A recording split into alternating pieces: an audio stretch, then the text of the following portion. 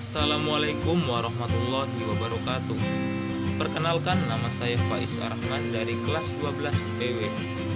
Jadi di video kali ini saya akan membawakan sebuah topik. Ya, topik yang saya bawakan yaitu surat lamaran pekerjaan. Mungkin surat lamaran pekerjaan sudah tidak asing lagi di telinga teman-teman. Ya, mungkin ada sebagian dari teman-teman yang sudah tahu dan tidak tahu apa sih itu surat lamaran pekerjaan.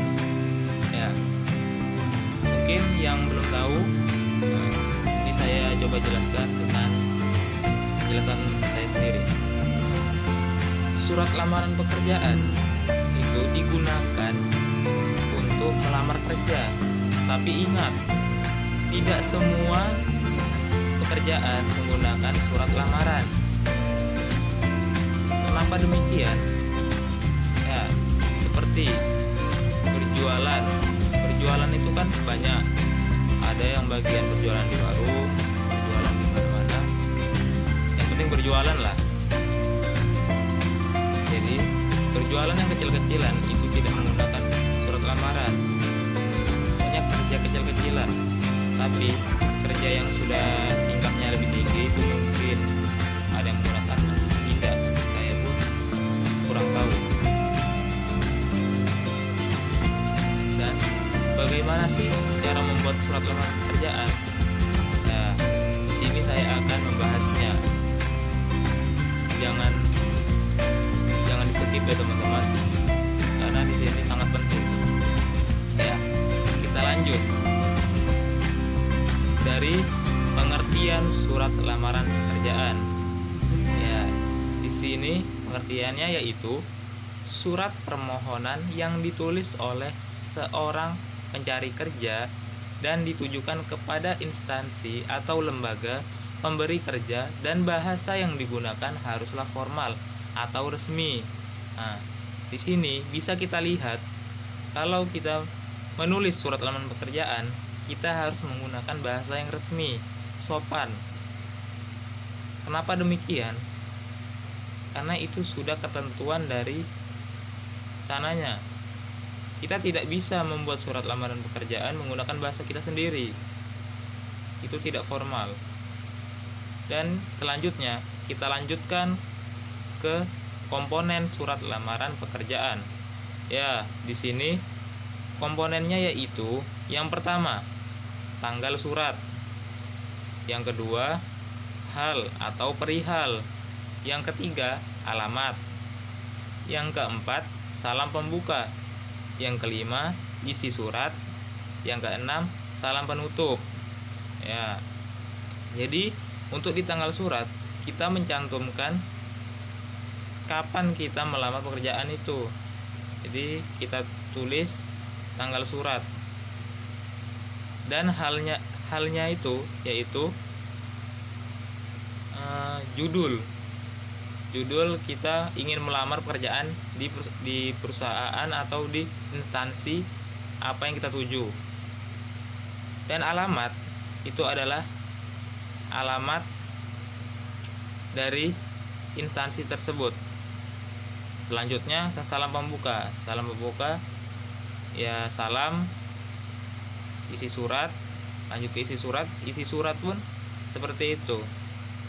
Kita tulis apa yang kita dapatkan dari informasi yang kita dapatkan. Ya, intinya informasi dari mana kita dapat, kemudian kita tulis di situ dengan bahasa yang sopan. Dan yang terakhir, salam penutup. Salam penutup yaitu salam, tanda tangan, dan nama lengkap kita. Lanjut ke fungsi. Ya, apa sih fungsi dari surat lamaran pekerjaan? Pasti di antara teman-teman ada yang bertanya seperti itu, dan di sini saya akan menjawabnya. Ya, yang pertama, fungsinya sebagai tanda tertulis pengajuan permohonan pekerjaan. Kedua, sebagai alat komunikasi, dan yang ketiga sebagai bahan pertimbangan. Ya, ini gunanya untuk kita ingin melamar pekerjaan dan sebagai alat komunikasi agar pihak instansi tahu bahwa kita ingin melamar kerja. Selanjutnya cara penulisan lamaran pekerjaan. Ya, caranya ini banyak, mungkin teman-teman atau saya sendiri belum tahu cara penulisan lamaran pekerjaan. Jadi di sini kita belajar sama-sama ya teman-teman. Ya. Jadi caranya itu, yang pertama, menggunakan bahasa yang baik dan benar. Yang kedua, tulislah kalimat yang singkat, padat, dan jelas. Yang ketiga, tulislah secara manual. Yang keempat, perhatikan kebersihan suatu surat lamaran kerja. Dan yang terakhir, isi secara jelas data diri dan suatu informasi tentang diri Anda. Ya, mungkin ini ada yang saya tambahkan. Dan jika teman-teman mempunyai sertifikat, nah, itu jangan ragu untuk mencantumkan sertifikat di surat lamaran pekerjaan supaya pihak instansi tahu bahwa Anda pernah bekerja di instansi lain. Ya, di sini saya akan menjelaskan cara-caranya. Yang pertama, yang tadi yang saya katakan, menggunakan bahasa yang baik dan benar. Itu kita menggunakan bahasa formal, tidak boleh kasar dan tidak boleh menyinggung pihak instansi. Itu akan membuat kita ditolak dari lamaran itu. Yang kedua, tulislah kalimat yang singkat, padat, dan jelas. Itu maksudnya kita tulis surat lamaran pekerjaan itu tidak boleh bertele-tele atau yang sangat panjang. Pihak instansi menginginkan surat yang singkat, padat, dan jelas agar mudah dipahami. Yang ketiga, tulislah secara manual. Nah, di sini secara manual itu adalah menggunakan tangan. Jadi kita yang menulis sendiri lebih baik secara manual daripada mengetiknya. Kenapa demikian? Itu bisa dilihat dari pihak instansi itu melihat bahwa kita ini memang benar-benar ingin bekerja. Niat lah, bisa dilihat dari niatnya. Karena pun secara manual itu lebih bagus tulisannya sedangkan diketik. Ya, kita lanjut.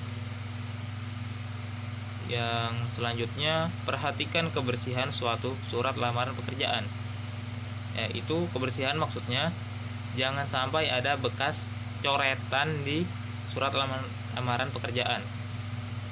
Dan jangan sampai di surat lamaran pekerjaan itu kayak ada bekas sesuatu yang membuat tidak rapi, karena itu sangat mengganggu untuk pihak instansi.